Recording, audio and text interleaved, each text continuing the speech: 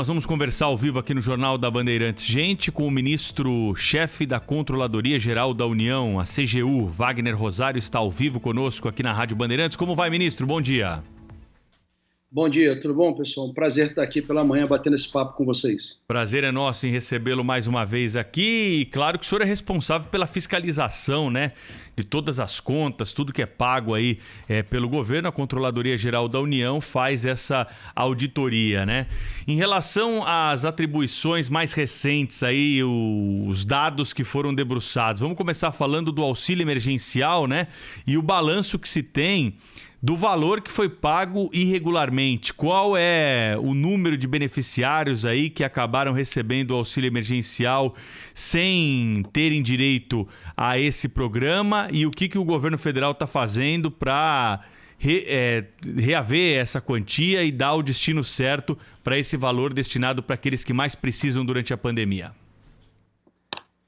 Bem, a gente iniciou esse trabalho ano passado, né? Porque quando a gente fala de auxílio emergencial, a gente fala do auxílio emergencial desde o primeiro pagamento. Nós tivemos depois uma prorrogação e agora retornamos. Então, os números que nós já temos consolidados são do ano passado, né? Nesse mês é sempre importante citar que a verificação desses recursos, né, ou da aplicação desses recursos do pagamento, ele se faz sempre com o cruzamento de bases de dados, o que é impossível você ter certeza absoluta de que aquela pessoa faz ou não faz jus. São as bases constantes, são as informações constantes das bases de dados, que por vezes estão desatualizadas. O nosso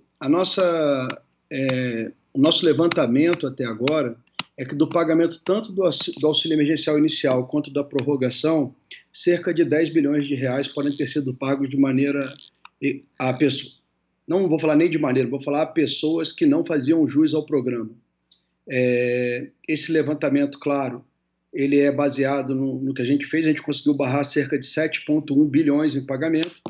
Esses 10 bilhões a gente tem que ver com calma também. Muitos deles são de famílias que às vezes passam R$1, R$2 o limite de meio salário mínimo da renda per capita, então tem que ter um cuidado bastante grande, mas cruzando as bases de dados e chegando à conclusão, o que nós temos hoje é um pagamento aproximado de cerca de 10 bilhões de reais, né, que dá perto de 5% dos valores pagos, né, um pouco menos de 5% dos valores pagos.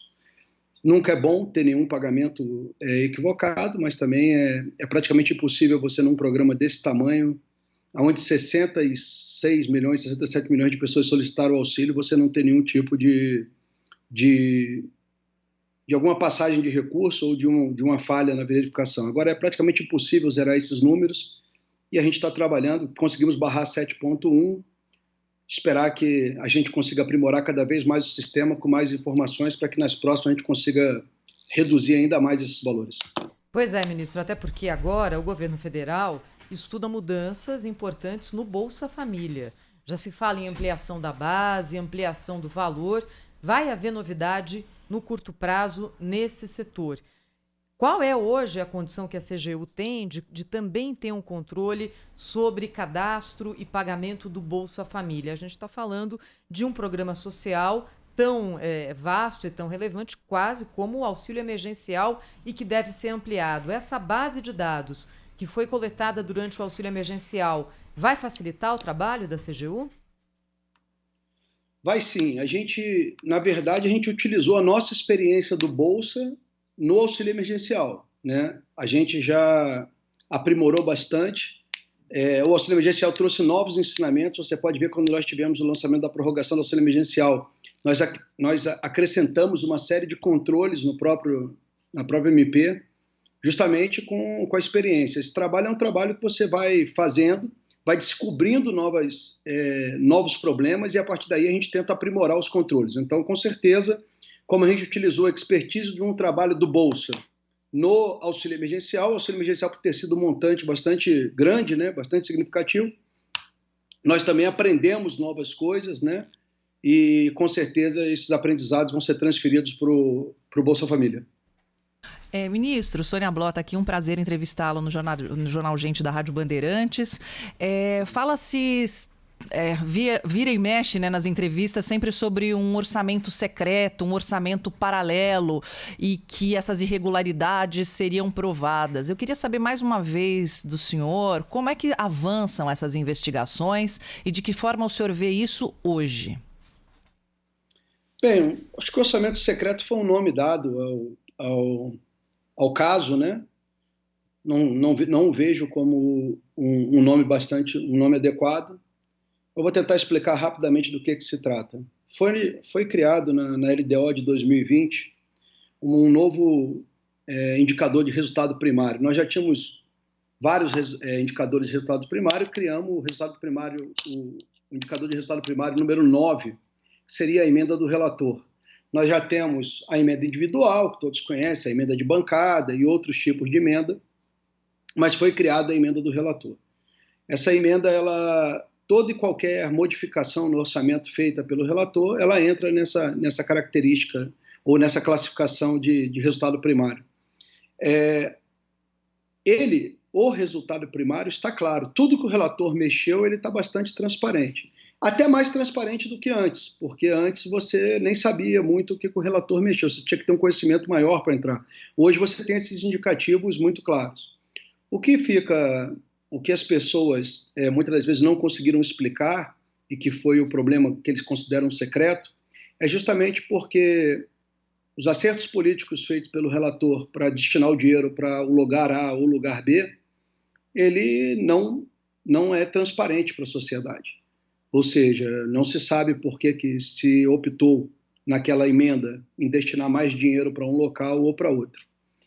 Além disso, era uma emenda nova, como eu disse, de 2020, executamos para o orçamento de 2020, foi a primeira vez que trabalhamos com esse tipo de emenda, então passamos a especificar. Já para a LDO desse ano, já tinha uma previsão de que o governo deveria sair com um documento ou um regramento sobre a utilização desses recursos. Isso foi feito. Acho que nós estamos trabalhando agora para aumentar a transparência desses dados. Aliado a isso, foram trazidos alguns casos em que havia ocorrido, a princípio, superfaturamento de compras de tratores, fruto desse orçamento. A gente foi verificar, os casos trazidos pela imprensa, na verdade, não haviam sido licitados ainda. Na verdade, se tratava mais de uma superestimativa de preço, a licitação não tinha ocorrido ainda, do que um superfaturamento. Nós atuamos já previamente, estamos ampliando, abrimos um trabalho de verificação nas compras gerais desses tratores para verificar se tem algum tipo de irregularidade, mas eu tenho certeza que o orçamento, com os problemas que são trazidos, eles vão se tornando mais claros, a população vai se manifestando, todos vão mostrando, e eu acho que cada vez mais, trazendo mais transparência, a gente resolve esse problema. Ministro Wagner Rosário, da CGU, está conversando com os ouvintes da Rádio Bandeirantes nessa manhã.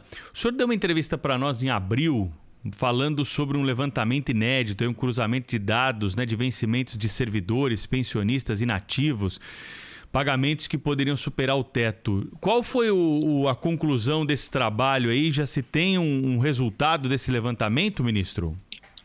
Na verdade, o trabalho que a gente fez, Pedro, foi um trabalho de dar transparência a esses dados, né?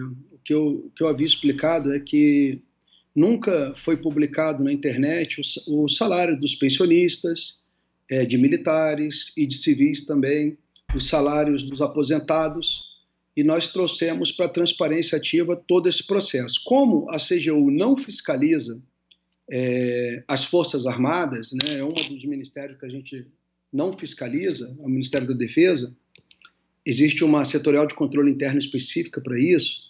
Nós nunca trabalhamos muito nesses dados de aposentadoria, porque não fazemos essa fiscalização. Então, agora o governo federal deu transparência a tudo.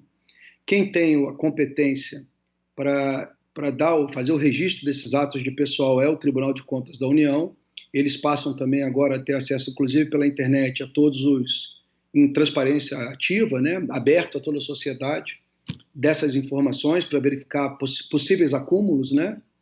E o trabalho que a gente tinha era um trabalho mais de abrir esses dados para que a sociedade pudesse fazer a sua parte, e eles já estão, graças a Deus, já estão disponíveis na rede para que todos possam verificar a legalidade de qualquer recebimento de pessoas que acumulam vencimentos oriundos, seja de aposentadoria seja de pensões, seja do que seja.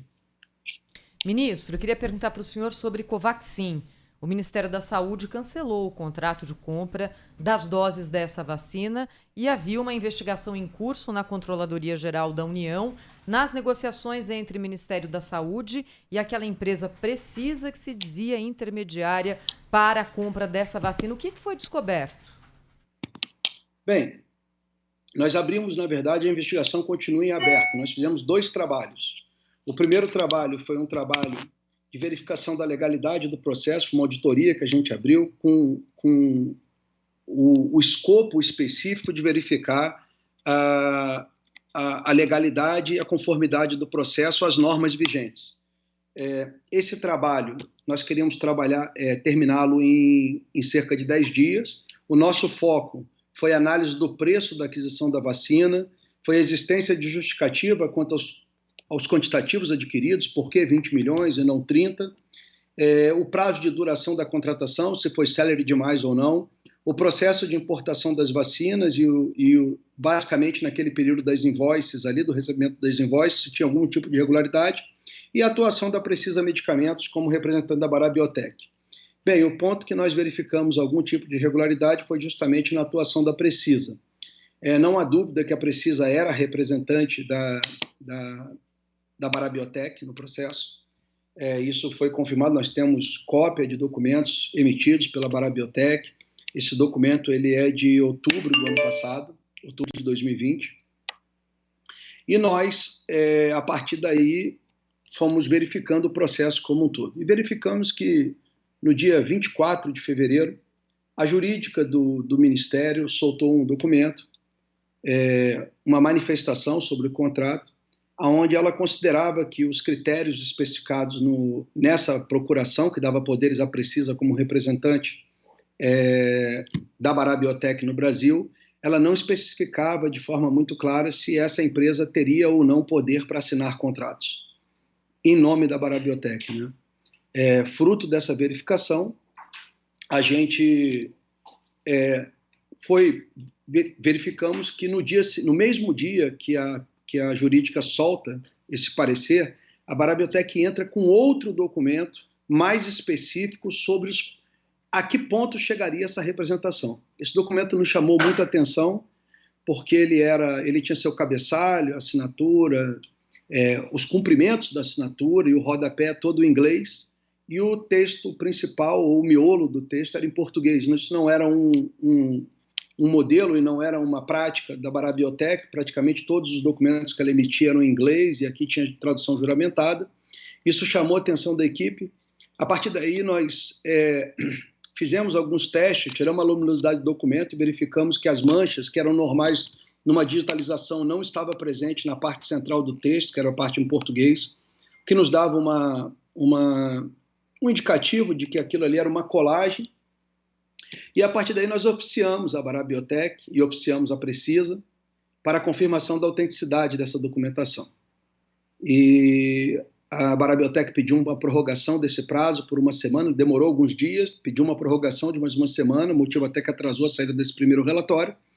Daí, acabou que ela nos informou que não reconhecia a autenticidade daquele documento, que não tinha encontrado aquele documento nas bases.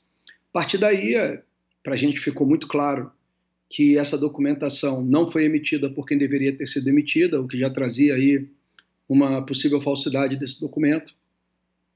A gente, a partir daí, esse relatório ele está compondo uma investigação maior, que é a investigação preliminar sumária, e também já está sendo encaminhado para a Polícia Federal, que também está com o inquérito em aberto, para que a gente possa apurar esses fatos, porque não podemos ainda atribuir culpa a ninguém, porque não sabemos quem fez esse documento. A própria empresa que encaminhou disse que recebeu de uma outra empresa vinculada à Bará Biotech, então isso faz parte da investigação agora. Eu acho que esse fato, aliado ao fato de que as compras da Covaxin, elas ocorreram no momento, que foi fevereiro, e com um cronograma de entrega em até 70 dias, ou seja, de 20 milhões de doses em 5 levas de 4 milhões, e você tinha uma série de especificações no contrato de que só pagaria se eles conseguissem importar, se conseguissem autorização da Anvisa, que era o órgão que autorizava a importação e o uso no Brasil.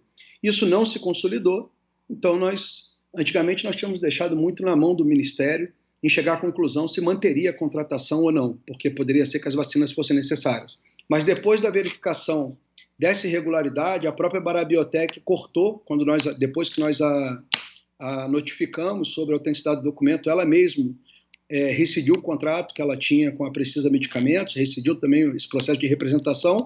Então, a partir daí, ela não tem mais representante no Brasil. Isso é uma exigência para que ela possa vender a vacina no Brasil. Então, o contrato, por óbvio, já caiu. O Ministério foi lá e tomou as medidas que deveria ter tomado. Ministro Wagner Rosário, da Controladoria Geral da União, obrigado pela entrevista aqui para a Rádio Bandeirantes, ao vivo nesta manhã. Bom trabalho, até uma próxima. Pessoal, muito obrigado aí. Um abraço a todos. Rede Bandeirantes de Rádio.